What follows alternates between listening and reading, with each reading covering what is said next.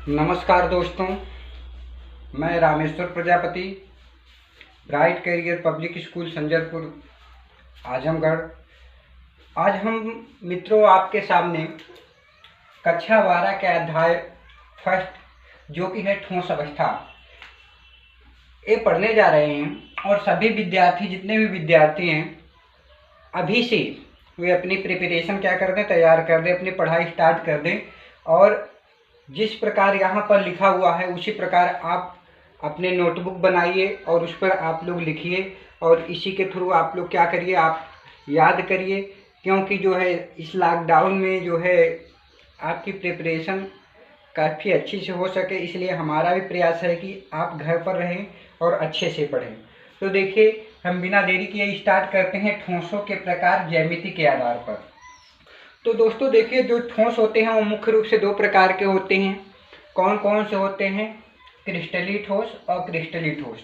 तो बात करते हैं क्रिस्टली ठोस कैसे होते हैं। क्रिस्टली ठोस जो होते हैं, जैसे हम बात कर लेते हैं नमक की, शुगर की, ये प्रकृति में जो इसके कण होते हैं वह एज ए क्रिस्टल के रूप में पाए जाते हैं, उसे हम लोग कहते हैं क्रिस्टली ठोस। और क्रिस्टली ठोस बात कर ले किसी पाउडर की, धूल, पाउडर, रबड़, ये सब क्या है? और क्रिस्टली ठोस है। तो जो मुख्यतः जो क्रिस्टली ठोस होते हैं वह एज ए प्रकृति में उसी तरह से पाए जाते हैं। और अक्रिस्टली ठोस जो होते हैं हम लोग मैन्युफैक्चर करके उसको क्या करते हैं, बनाते हैं। तो चलिए, क्रिस्टली ठोस और क्रिस्टली ठोस में अंतर क्या है उसको देख लेते हैं। सर्वप्रथम गुण हो क्रिस्टली ठोस और क्रिस्टली ठोस। तो गुण में हम लोग पहले ज्यामिति के आधार पर देखते हैं, संरचना के आधार पर। तो हम देखते हैं, जैसे यहाँ पर हमने एक अणुकण लिया NaCl का, उसमें देखेंगे कि NaCl, Na+, Cl-, Na+, Cl-, Na+, Cl-, मतलब इसके जो पैटर्न है सोडियम के और क्लोरीन के एक निश्चित क्रम में व्यवस्थित हैं। जैसे देखिए NaCl, NaCl, Na, यहाँ पर NaCl मतलब एक निश्चित पैटर्न पर क्या है, व्यवस्थित हैं। तो अभी हम बात कर लेते एक क्लोरीन के चारों तरफ देखें तो Na मतलब सोडियम चारों तरफ है। अगर एक Na की बात करते हैं तो उसके चारों तरफ क्या है, Cl है, Cl, ठीक है। तो यहाँ पैटर्न क्या है, एक निश्चित है। तो जो क्रिस्टली ठोस होते हैं उसकी निश्चित एवं अभिलाक्षणिक ज्यामिति होती है। और जो अक्रिस्टली ठोस है, ऐसा यहाँ पर देखिए, कोई यहाँ पर, कोई यहाँ पर, ठीक है, इसमें यहाँ पर, कोई यहाँ पर, यहाँ पर, मतलब इसकी जो पैटर्न है वह क्या है, निश्चित नहीं है। यानी जो क्रिस्टली ठोस होते हैं उनकी ज्यामिति निश्चित नहीं होती है। गलनांक और क्वथनांक की बात करते हैं। तो जो क्रिस्टली ठोस होते हैं उनका निश्चित गलनांक और निश्चित क्वथनांक होता है। बात कर ले हम पानी की बात करें तो पानी जो होता है, अगर हम बात कर ले बर्फ जो सॉलिड अवस्था में है, उसको हम जब तक कम से कम 10 डिग्री सेल्सियस तक नहीं बढ़ाएंगे तब तक वह पानी में कन्वर्ट नहीं होगा। मुख्यतः तो 4 डिग्री सेल्सियस पर भी वह पानी में बदल जाएगा।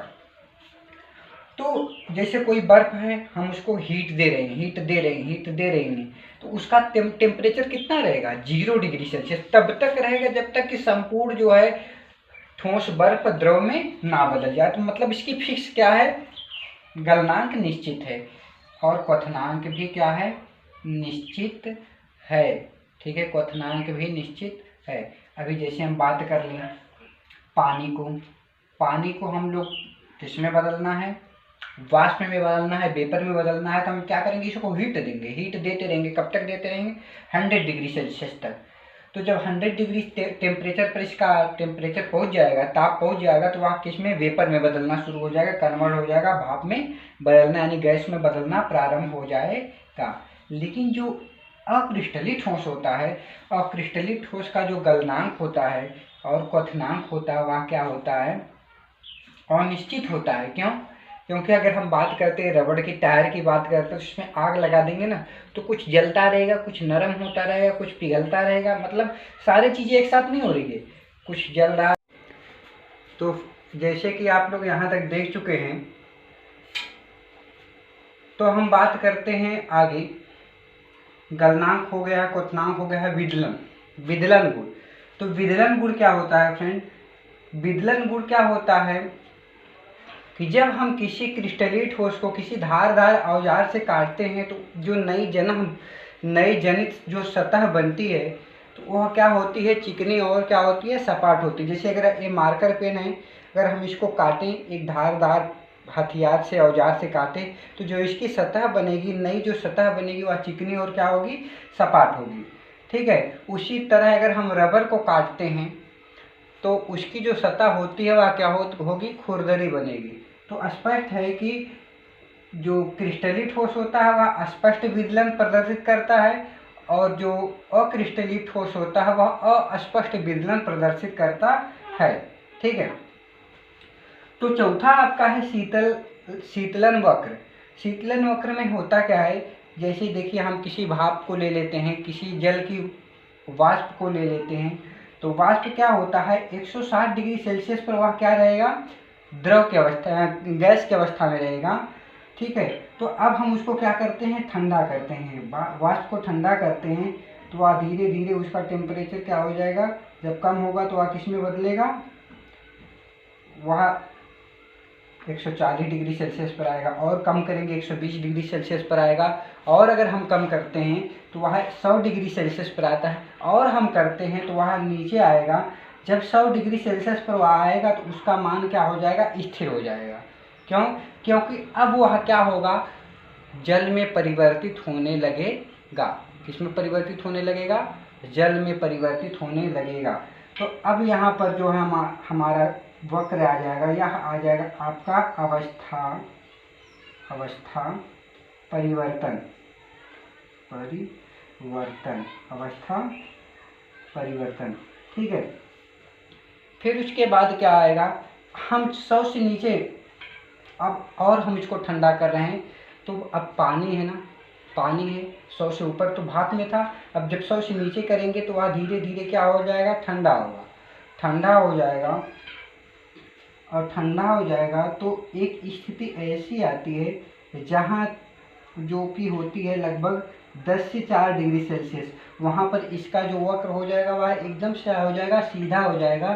तब तक यह सीधा होता रहेगा, तब तक यह वैसे ही रहेगा जब तक कि पूरी जो जल है वह, ठीक है, उसका तापमान क्या हो जाए, 4 डिग्री सेल्सियस तक ना हो जाए। ठीक है।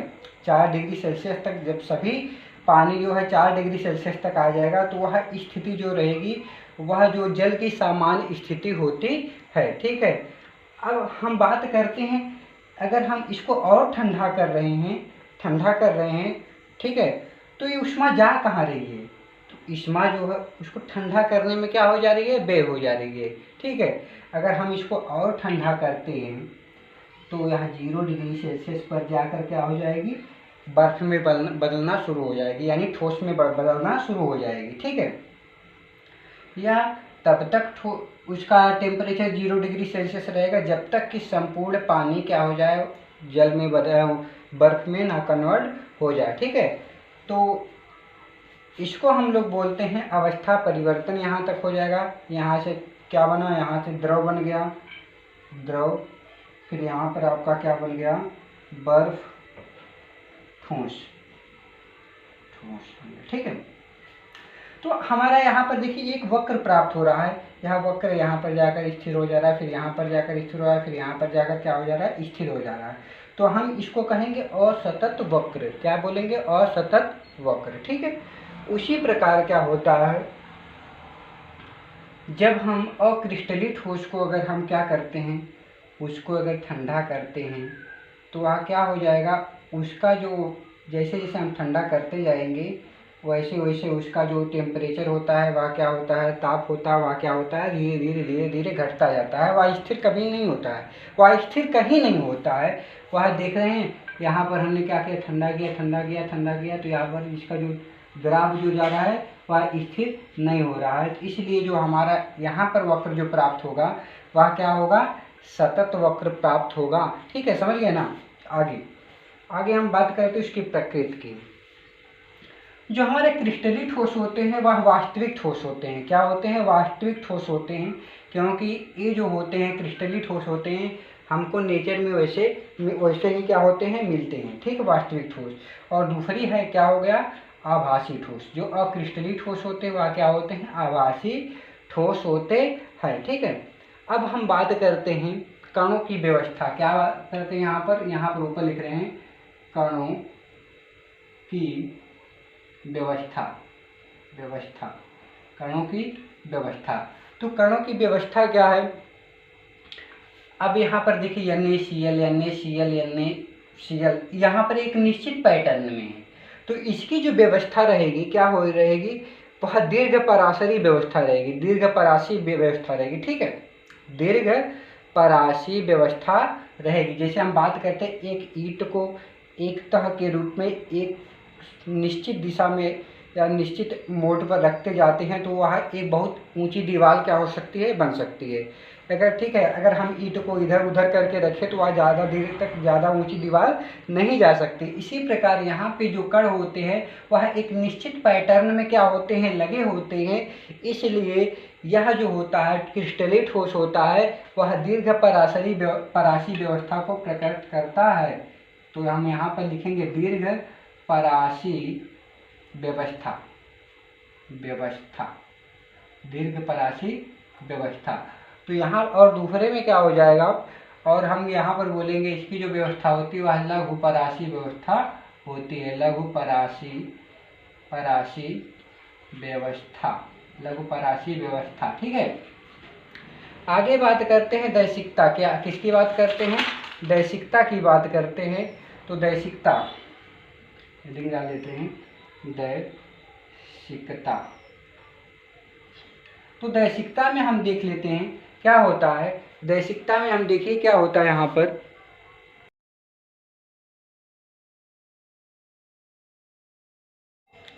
आगे हम बात करते हैं दैशिकता की। दैशिकता में का मतलब होता है, जैसे देखिए NaCl Na+Cl Na+ का यहाँ पर एक पैटर्न आपको दिख रहा है। Na+Cl Na+Cl Na+। ठीक है, तो अगर हम इस एंगल से देखते हैं तो यहाँ पर इस एंगल से देखिए, यहाँ पर हम देखते हैं तो हमको Cl - मिलते हैं। ठीक है, अगर हम नीचे से ऊपर की तरफ देखते हैं तो हमको Na+Cl Na+Cl Na+। ठीक है, तो हमको डिफरेंट एंगल मिल रहे हैं। तो हम कह रहे हैं यदि भिन्न भिन्न दिशाओं में भौतिक गुणधर्म भिन्न भिन्न हो तो यहाँ पर गुणधर्म कुछ और है, यहाँ पर गुणधर्म कुछ और है, तो ठोस विषमदैशिक कहलाते हैं। तो जो ये क्रिस्टलीय ठोस होते हैं वह विषमदैशिक कहलाते हैं और यह गुण जो होता है विषमदैशिकता कहलाता है। क्रिस्टलीय ठोस जो होते हैं विषमदैशिक या विषमदैशिकता प्रदर्शित करते हैं। समझ गए ना? तो जैसे इस तरह आप समझिए, हम प्रेयर में देखते हैं कि हमारे कुछ स्कूल के बच्चे जो होते हैं क्लास इंटर 12 के बच्चे एक लाइन में खड़े होते हैं, 11 के बच्चे एक लाइन में खड़े होते हैं और बात करते हैं। उसी तरह से हर एक क्लास के बच्चे अलग अलग खड़ा होते हैं। अगर हम सीधे देखें तो हमको एक ही क्लास के बच्चे दिखाई देंगे। ठीक है, जो 12 के 12 वाले दिखाई देंगे, 11 वाले दिखाई देंगे, 10 वाले दिखाई देंगे, 8 7 6 5 सभी बच्चे एक लाइन में दिखाई देंगे। अगर हम दूसरे एंगल से देखेंगे तो हमको कुछ देखेंगे 11 के 12 के 5 4 3 इस तरह से सभी लाइनें हमको क्या होगी? दिखाई देगी। ठीक है, तो हमको वही बात हो रही है कि यहाँ पर भिन्न भिन्न दिशाओं में भौतिक गुणधर्म भिन्न भिन्न तो ठोस जो होते हैं विषमदैशिक कहलाते हैं। फिर बात कर ले हम दोपहर में जब लंच होता है तो सभी बच्चे एक जैसे हो जाते हैं। कोई 10 का है, कोई 8 का है, कोई 5 का है, कोई 7 का है, कोई 12 का है। तो हम सभी को देखेंगे चाहे जिस एंगल से देखें हमको जो है एक भीड़नुमा दिखाई देगी, मतलब उनका कोई गुणधर्म एक निश्चित नहीं है। तो यदि भिन्न भिन्न दिशाओं में गुण एक समान, मतलब जो भीड़ है एक समान दिखाई देगी, चाहे हम किधर से भी उसको देखते हैं, तो ठोस समदैशिक एवं गुण समदैशिकता कहलाता है और क्रिस्टलीय समदैशिक गुण को प्रदर्शित करते हैं। अगर बात करते हैं, अगर हम इधर इस तरफ देखते हैं इसको, हमारा एंगल कोई पैटर्न निश्चित नहीं है। अगर हम इधर से इसको इधर देखते हैं तो यहाँ भी हमारा पैटर्न क्या है? निश्चित नहीं है ना। तो यह जो गुण धर्म होता है वह क्या कहलाता है? समदैशिक कहलाता है। मतलब हम किसी भी एंगल से देखते हैं तो हमको एक ही जैसे बिंदु क्या होते हैं, चारों तरफ से क्या होते हैं? दिखाई देते हैं। ठीक है, चलिए समझ गए होंगे। अब बात करते हैं क्रिस्टल जालक की। क्रिस्टल जालक क्या होता है? क्रिस्टल संरचनात्मक इकाइयों, परमाणु या अणु अथवा आयन के नियमित व्यवस्था को एक निश्चित क्रम में जुड़ने से बनता है। तो अब हम देखते हैं क्रिस्टल जो संरचनात्मकता इकाई होती है, यानी जो उसकी रचनात्मक इकाई होती है, चाहे वह परमाणु हो, चाहे वह अणु हो अथवा आयन हो, वह एक निश्चित व्यवस्था के निश्चित क्रम में जुड़ने से बनता है। यहाँ पर हम देखते हैं सोडियम का आयन है, क्लोरीन का आयन है, ठीक है। यहाँ पर एक निश्चित पैटर्न पे Na की जस्ट बाद Cl, Cl के बाद Na प्लस, Na प्लस के बाद Cl माइनस, उसके बाद Na प्लस, ठीक है। तो उसी प्रकार Cl माइनस के बाद Na प्लस, ठीक है। तो एक निश्चित क्रम में पैटर्न में जो जुड़ने से जो व्यवस्था प्राप्त होती है उसी को हम लोग क्या बोलते हैं? क्या बोलते हैं? क्रिस्टल जालक बोलते हैं। तो इसकी परिभाषा है क्रिस्टल संरचनात्मक इकाइयों, परमाणु, अणु अथवा आयन के नियमित व्यवस्था में एक निश्चित क्रम में जुड़ने से बनता है। यहाँ पर भी एक आप समझ सकते हैं, इस तरह से आपको डायग्राम आप बुक में देखेंगे तो आपको काफ़ी क्लियर महसूस होगा। यहाँ पर देखें रेड बिंदु का, इसके चारों तरफ, इसके दोनों तरफ क्या है? क्या ब्लैक ब्लैक दूसरे अणु यहाँ पर देख रहे हैं, तो इसके सामने रेड रेड, ठीक है। तो इसके एक विभिन्न विभिन्न एंगल पे जो होते हैं, इनका पैटर्न क्या होता है? एक निश्चित पैटर्न पे जुड़ने से क्या होता है? बनता है, ठीक है। समझ गए ना इतना? आगे चलते हैं, हम बात करते हैं त्रिविम जालक। किसकी बात करते हैं?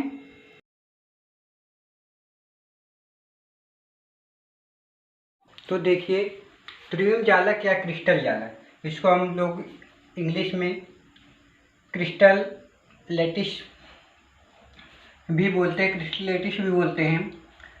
त्रिविम जालक या क्रिस्टल जालक होता क्या है? देखिए वास्तव में हम हमारा जो यहाँ पर 3D स्ट्रक्चर दिख रहा है, त्रिविम 3D में अनंत बिंदुओं, यहाँ पर आपको अनंत बिंदु दिख रहे हैं, बहुत सारे बिंदु दिख रहे हैं।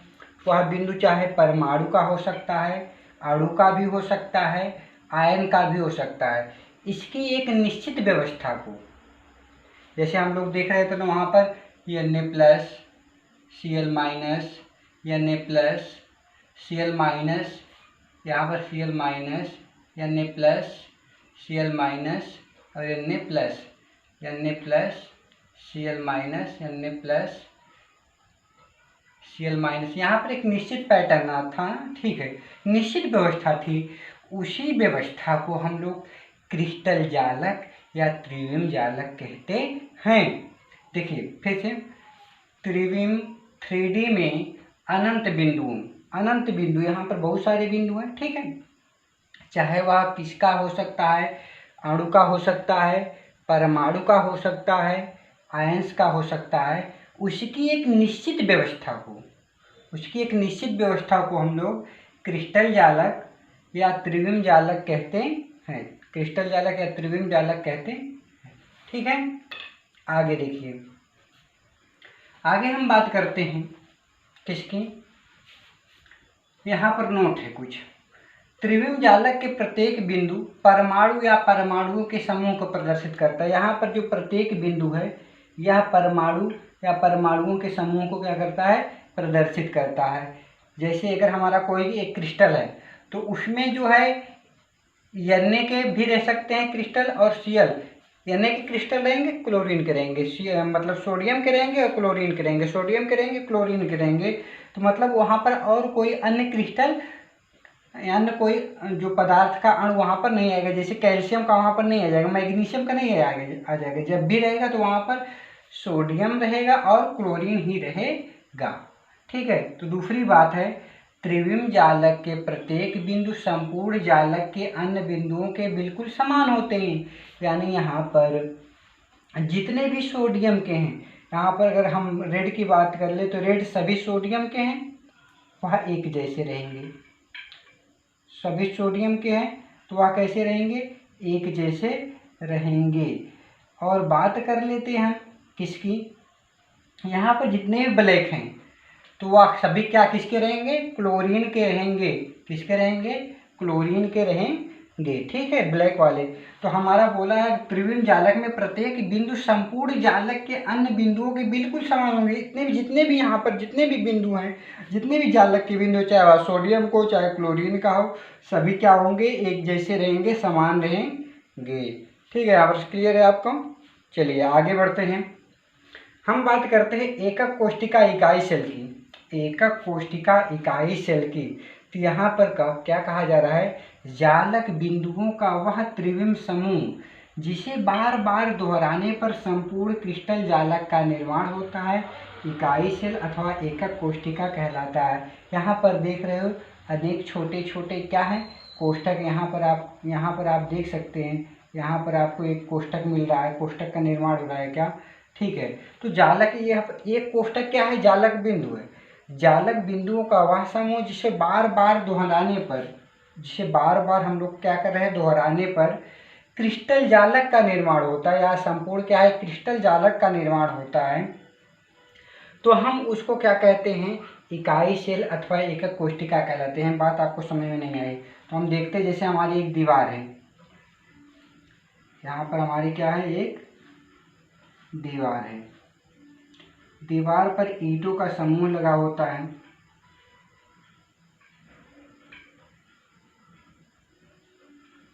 तो ऐसे दीवार है, ठीक है। तो यहाँ पर देखें बहुत सारी ईंटें लगी हुई है।